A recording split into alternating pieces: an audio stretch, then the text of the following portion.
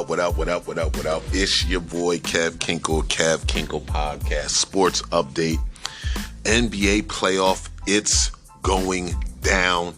Last week, I summarized the first round. Now, we're pretty much ready for the second round. We got one game, or one series, the Golden State-Sacramento series. That is going to Game 7, which will be played on Sunday. The rest of the league is in the second round. Start off with the Bucks and the Heat. Number 8 seed upset number 1. I don't really know how much of an upset it was because Giannis Antetokounmpo, one of the league's MVP candidates, was hurt for about 2 games.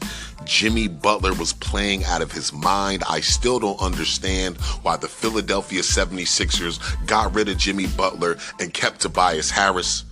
My boy at work always tells me that Jimmy didn't get along with the GM. I don't care. Jimmy is a dog. Him and Joel was cool. And you need a dog like Jimmy on a team. I remember when Jimmy, before he left Minnesota, he took the third squad. You know, there's a first squad, a second squad, and a third squad. So the third squad is usually the young boys, the people that's not getting much of the time. He took himself on the third squad, beat the first squad, and he told them, y'all need me. And this was right before he left to go to Philly. And then he moved on to Miami. He was also in Chicago, so he's been a couple of places, but he is a dog. Watch out for him in the second round. The Miami Heat upset the Bucks. They will be playing the New York Knicks, who wrecked shop on the Cleveland Cavaliers. Donovan Mitchell had a 72-point game this season. I think it was the highest of the season, but that didn't matter. Brunson, Randall, the Knicks are looking crazy. However, even though the Heat are the 8th seed, I do not see the Knicks beating them. My heart is with the Knicks. My head is with Miami because Jimmy Butler. Julius Randle's a little bit injured. They play Sunday at 1 o'clock tomorrow. Game 1, second round. New York Knicks versus Miami Heat. Congratulations to both those teams for making it to the second round. The other Eastern Conference game, the game that everybody's looking forward to. Philly will tell you that this is their championship right here. Not saying that after they win, if they do, they won't have any more work to do, but they have a problem against the Boston Celtics. The Boston Celtics have their number. The last time Philly was this far, they ended up losing to the Toronto Raptors with a buzzer beater by Kawhi Leonard. Philly has a nice team. They got James Harden, Joel Embiid, another MVP candidate. Celtics have Tatum, Jaylen Brown, and a whole slew of players. Their bench is nice, and they always have Philly's number. Game 1 on this series will be Monday at 7:30. Philly swept Brooklyn 4-0 in the first round. The Celtics beat the Hawks 4-2 in the first round. So we will be seeing the Celtics versus Philly. See who makes it to the Eastern Conference Championships out of them. So we got the Heat and the Knicks versus Philly and Boston. Now in the West, today, Saturday, 8:30, we have the Nuggets versus the Phoenix Suns. The Nuggets killed the Timberwolves 4-1, and the Suns beat the Clippers 4-2. No, it was 4-1. I think the Suns are going to wreck shop with this. Kevin Durant, Chris Paul, DeAndre Ayton, Devin Booker. The Nuggets have they have the Joker. They have what's my man's name? Jamal Murray. They're not hurt like they normally are, but I just don't think they have the firepower the Suns have. Granted, the Suns came together in the middle of the season. They have a lot of firepower on that team. So we got the Suns versus the Nuggets, and we have the LA Lakers right now. Is waiting to see who's going to win between Golden State and Sacramento. They will be playing Game 7 tomorrow. That's going to be crazy. Lakers destroyed Memphis. It's crazy because Lakers won the first game, then Memphis won. Dylan Brooks was talking crazy. He said LeBron James is old, and he doesn't respect LeBron James because he's old. He's the type to poke bears. He's not going to respect LeBron James until LeBron James gives him 40. Last night, the Lakers won Game 6, 125-85. Beat them by 40. So LeBron, in a crazy way, you know I'm a man of God. God is showing Dylan Brooks, look, you wanted the 40, you got the 40. Know what I mean? It rained for 40 days and 40 nights. You wanted LeBron to give you 40. LeBron said, I don't need to give you 40. But with a team effort that we have, we will blow you out by 40, and we will make it to the next round. You go home, you sit down and think about that.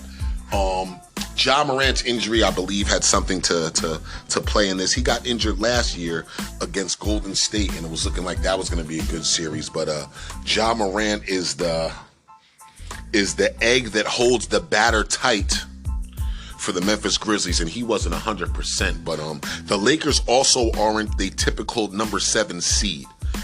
They started out 2-10. They're on a roll. They're clicking at the right time. And you know I'm a LeBron stan, and I'm pulling for my boys to take it to the chip. So Lakers beat Memphis 4-2. We will see tomorrow who they play. The world wants to see Steph Curry versus LeBron. And they don't play one-on-one. They don't even play the same position, but they have a history. Cleveland versus Golden State. Steph versus LeBron. So they have history here, so it would be good to see. They're both chasing rings. They're both highest on the total poll in rings for this generation. A lot of people either like Steph or LeBron of this generation. A lot of people in my generation say that Mike is the GOAT. I say that LeBron has an argument. Steph is definitely the best shooter, but this is the time of the year that we love, y'all. So that's about it with the basketball wrap-up. We got the Heat versus the Knicks Sunday at 1, Philly versus Boston Monday at 7:30, Nuggets versus the Suns today at 8:30. Tomorrow, Game 7 of Sacramento versus Golden State to see who's going to go on to the second round to play LeBron James, Anthony Davis, Austin Reeves, D'Angelo Russell, and the LA Lakers. Lake Show, let's go. Gang. Now, a big thing that drew everybody's attention on Thursday was the NFL draft. Before I get into the NFL draft, Lamar Jackson was in talks of signing. He wasn't able to sign. Jalen Hurts got this big extension when he signed his contract. I don't know if Lamar Jackson was waiting for this to see what he wanted, but his mom was his agent, and his mom helped ink him a deal. So we have 2 African-American female agents that helped Jalen Hurts get a bag and Lamar Jackson get a bag. I believe their games worked out for them because they're so productive that they were able to give them the money, but they set the bar for the other quarterbacks. Joe Burrow's contract, when that's going to be the highest paid, and I'm pretty sure it's going to go above and beyond this. But listen to this. Lamar Jackson, 5 years, $260 million contract, $185 million guaranteed, $52 million a year. He's the highest paid player in the league.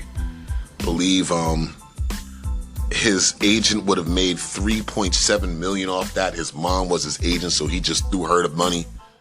She would have got it anyway, you know what I mean? They all kept it in the family, but they inked that deal. They signed Lamar. Baltimore, they really didn't have a choice. There's not too many quarterbacks out there that's at a high level as Lamar, Jalen Hurts, Patrick Mahomes, Joe Burrow, Josh Allen, Trevor Lawrence. Daniel Jones from New York got a bag, so you know they was going to throw Lamar something, and that's just the way that it is right now. Like, these people are setting the bar higher, setting the standards higher. They getting more bread for what they're owed for their talent, and that's just what it is right now. I can't hate on these young people. Some of the older people in my generation is a little upset. They're like, dang, they're getting this much money.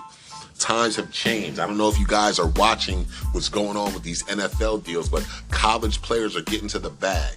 I listen to a lot of sports radio in the Philly area, and I believe they said that one of the top D1 schools gives their players $25,000 to play, so they don't have to work. And if you're a college athlete, I was a Division III basketball player, and it's grueling. You're a practice for 2.5 hours a day. You got film session. You got study hall. Your body's a little banged up. You got to go see the trainer. And if you want to be competitive and win, You have to put that work in to win. It just doesn't come to you for no reason. So I think it's good that these players are getting stipends so they don't have to worry about working. I had one player who used to work overnights and then come in and practice, play, go to school, and then go to work overnight, get like a nap. It was crazy, Amika. But yeah, so these players don't have to do that. They're getting compensated. Some of these players are selling jerseys, like Chris Webber. When he decided that he was going to the league, he walked past the store and they were selling his jersey for $100 and he wasn't making any money off of it. So now that these students can cash in off of the money that they're helping bring into these universities, it's a big thing.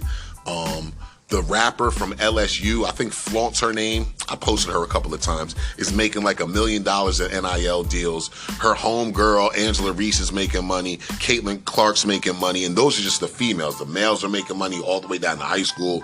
And I believe it's good if they have the right people around them, showing them what to do rightfully with the money, not getting on no knucklehead stuff. I heard Mikey Williams is out here wilding, shooting at people.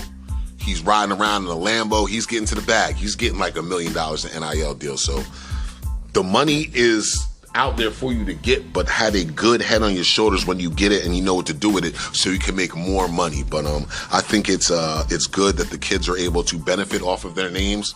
And if people are trying to sell products and endorse them, they're going to use these names to do it, and the kids should get paid. High school, college, pro, whatever. So Lamar Jackson is getting to the bag. Now in the NFL draft, Bryce Young from Alabama was the first overall pick to the Panthers. C.J. Stroud, another African-American quarterback, went to Houston. Anthony Richards from Miami was another African-American quarterback that went to the Colts. My Eagles had an A- draft. It's a high-risk, high-reward draft. They got two of the most talented players on defense, and they got arguably two of the top 10 talents in the whole draft. They picked up Jalen Carter with the number 9 pick. Had some off-field issues with a car accident. Somebody died. It wasn't like he did anything on purpose. They were racing. An accident occurred, and hopefully he's grown from that. I believe the Eagles are the right place for him to be because they can help him work through this situation. I'm pretty sure there wasn't a night that he woke up or went to bed where he wasn't thinking about this situation, not only the impact that it could have on his future with the NFL, but just going through something dramatic like that. It can cause some mental issues and some anguish. I'm pretty sure the Eagles worked through that. They've gotten players that have been through traumatic situations before, and I believe this is another situation. I hope the young man can flourish. They also picked Nolan Smith, 2 players from Georgia. He has a pectoral issue. I believe he'll recover from that. And then another hometown kid, Jair Brown. Shout out to 609 Trenton. He went to Penn State. He went to Trenton High. The final 2 seasons of Penn State, he logged 10 interceptions, 3 forced fumbles, and he recovered 3 fumbles. So that's about it with the NFL draft. That's your sports edition of the Kevin Kinckle podcast. We covered the basketball, we covered Lamar Jackson getting signed, and we covered a couple of people that got drafted. Stay tuned, man. There's more to come. You know I'm loving the NBA playoffs. It's lit. And that's it, man. This is Kevin Kinckle from the Kevin Kinckle podcast, man. I'll holler at you on the next one. Peace.